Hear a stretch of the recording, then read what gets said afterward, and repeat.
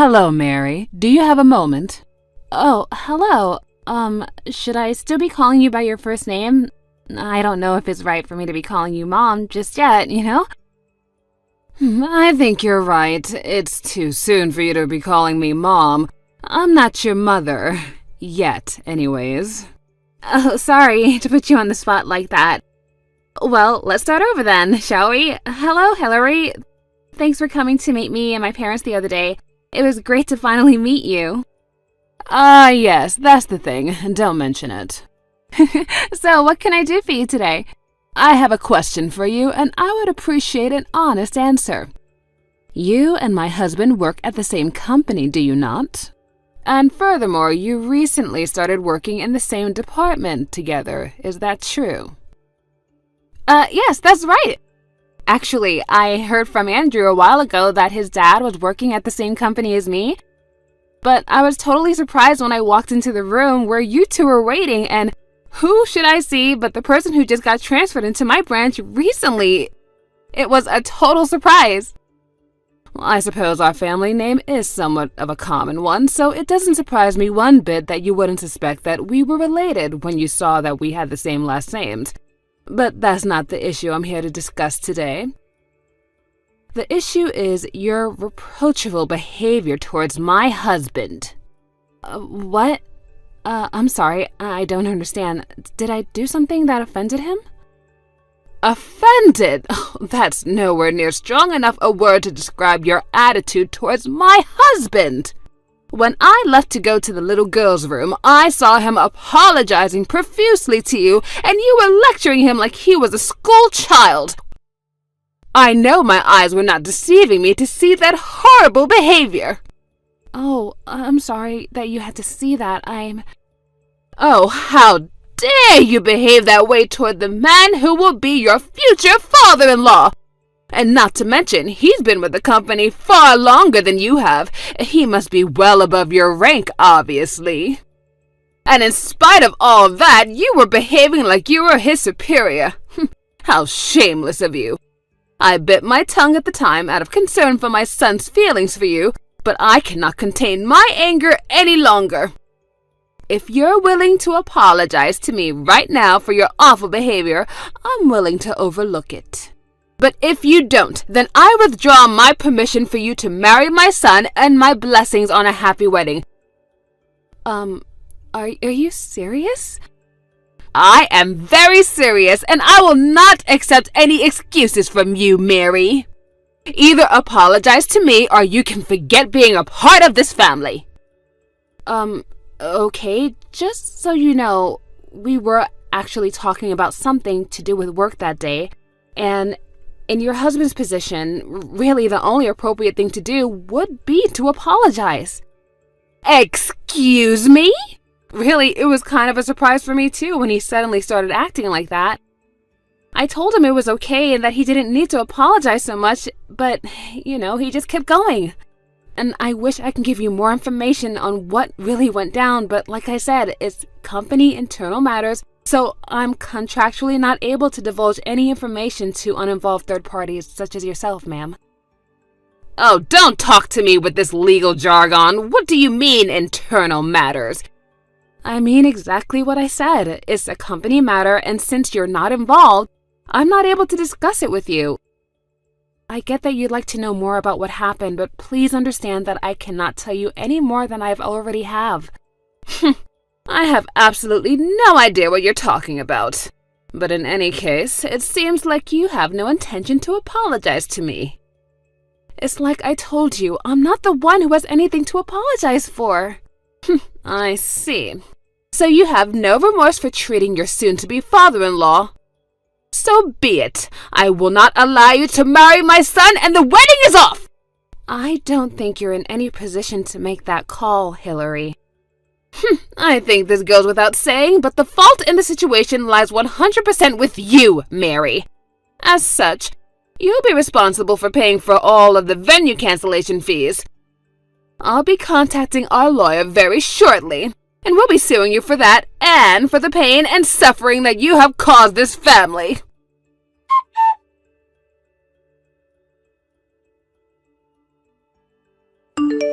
Andrew. Hey, Mary. What's up? This is bad. Really bad. Uh-oh. What happened? Your mom saw your dad apologizing to me at your house the other day. Oh, boy. She texted me about that just now.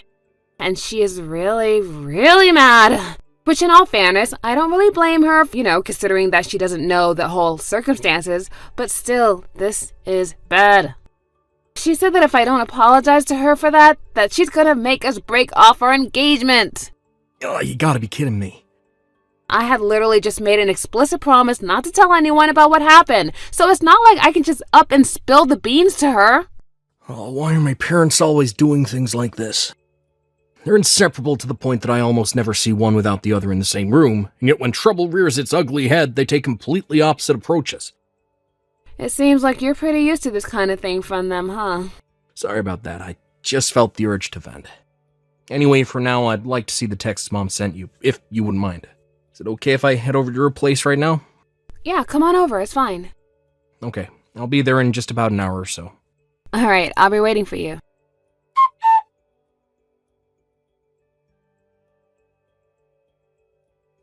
Hello there, Mary. Have you prepared yourself for the impending breakup with my son? I haven't heard a thing from you ever since I gave you my ultimatum. So now I'm forced to message you like this. I grow more disappointed with you by the day. How long were you going to keep me waiting? You really are an impudent little girl, aren't you? If you're trying to wait it out and hope I forgive you, it's not going to work. I will not consent to this marriage until you've given me a proper apology. If I may be so bold, I'm marrying Andrew, not you. Why exactly do I need to have your consent?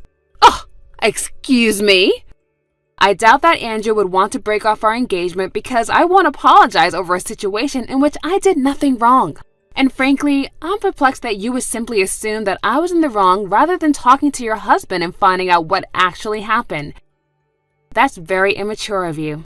I'm at a loss of words for you, Mary. To think that you would speak in such an uncivilized manner to the mother of the man you're hoping to marry. Hoping? Yes, hoping! I haven't opened up my consent for you just yet, have I? Oh, I must have missed where we established that I even needed your consent. You little... Stop interrupting me! I'm giving you the lecture that you deserve right now! Oh, right. By all means, go ahead. If a family were like a company, then the mother-in-law is like the superior and the daughter-in-law is the subordinate. And subordinates are supposed to listen to their superiors, correct? If you were to fuss and fret and whine over an order your superior at the company gave you, well, how do you think that would go? Obviously, no superior would stand for that sort of insubordination. You would be punished severely, and you would be demoted. Your pay would be cut, you'd be transferred, and your professional life would be finished. Surely even someone of your intellectual capacity could understand what I just explained. Yes, I understand perfectly.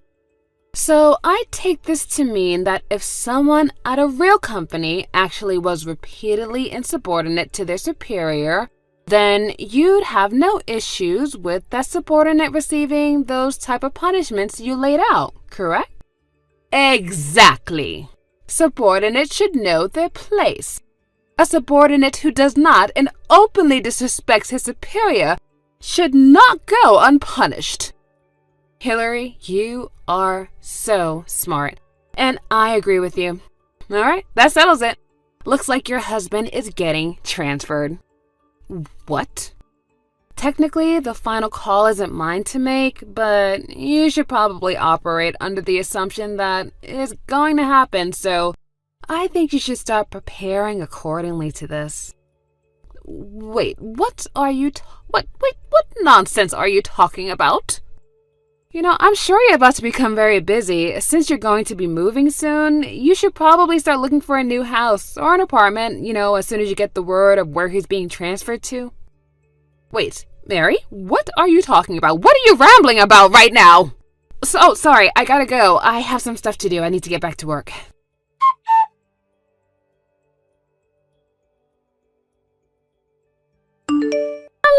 there, Mary. It's been so long since we've seen each other. Would you like to come over and have some afternoon tea with me someday soon? Maybe tomorrow. What are you doing? A friend of mine gave me a box of the most wonderful tea the other day, and I knew I had to share it with you. Oh, and I'm also going to pick up some cake from that new pastry shop downtown. Are you free this weekend? I'd love to have you over to our house if you don't mind. I guess this is your last-ditch effort to stop the inevitable, huh? Well, don't you think you're laying it on a wee bit too thick right now, Hillary? Mary, I guess you finally heard the truth then. You know, about my husband and your husband's position in the company. I heard everything. Come to find out, my husband is a complete useless employee who keeps getting sent around to different departments once he makes too much of a mess for them to deal with. And 3 months ago, he got sent to a new department to work under a young and upcoming leader in the company who happens to be you, Mary. He was frustrated and embarrassed that someone as young as you was placed above someone else who has been in the company as long as him. So he got desperate to prove himself and started working at a faster pace than ever before, which ended up causing a world of problems for your clients and other departments. And since you're his direct superior, you're the one who always had to clean up for his messes. Yeah, that just about covers it. So the reason he was apologizing that day when you came over to meet my parents and I was because he was so shocked to learn that his son's fiancée was none other than the boss he had been causing so much trouble for at the office. And he was desperate to keep you from finding out about what a total disaster his career has been. He was begging me not to tell you that I was his boss, and I had to stop him from getting on his knees and begging me, and that's probably why you thought that I was lecturing him. So you weren't lecturing my husband, you were just trying to get him to maintain his dignity. Oh, and by the way, I guess he was counting on Andrew taking his side and helping to convince me to help him out. He was all like, "You're a man too, son, aren't you? You must know what sort of position I'm in." But Andrew wasn't going for it at all. He just let out a huge sigh and walked out of the room. I see. So that's what happened. I've always been the type to have a pretty solid separation between my work life and my private life. And since our relationship at work would probably only serve to cause problems between us as a family, I didn't have any intentions of bossing him around outside of work. At first, anyway. Then I found out what your husband had been doing at the office ever since he found out I was marrying Andrew. He's been name-dropping me at the company and trying to get other people to give him credit for their work. Like threatening to get them fired if they didn't do as he demanded. He did. I received multiple complaints of that nature from multiple employees in my department. So I made a report of my own to my superior. And as a result, it's been decided that your husband is getting transferred to a branch in, well, the middle of nowhere. Oh no. Oh yes. And you know, you should be grateful, honestly. Most people who screwed up as bad as your husband actually would just get fired for everything they've done. And I bet the only reason he didn't was because the CEO took pity on him. He didn't want to just kick a man your husband's age on the curb with no future employment prospects. Mary, isn't there anything you can do about this? Sorry, Hillary, but the decision is already out of my hands. What's done is done. So no, I'm afraid sucking up to me now isn't going to get you anywhere. You'll either have to move out into Nowheresville with your husband, or make him go by himself while you stay here alone in your house. This can't be happening! I suppose there is a third option. You could always divorce him, but that's about all you have in terms of options when you really think about it. I can't do that! I haven't worked in years, and I can't get divorced at my age! Okay, well then you're just going to have to talk to your husband about this. What you do from here on out is an issue between the two of you that has nothing to do with me. Wait, I've got it! I know how we can make this all work out. Oh, really? Okay, let's hear it. I'll give you my permission to marry Andrew, and you can move in with us. And if you do that, then I'm sure that everything will work out, whether I divorce my husband or he moves away by himself. That is definitely not happening. Why not? Andrew has been pretty firm since day one that he did not want to move in with you at any point in the future. And I'm respecting my future husband's wishes. But I'm sorry, Hillary, but I really don't see the point of continuing this conversation. I'm just going to keep repeating myself at this point. Mary, please! I'm signing off now.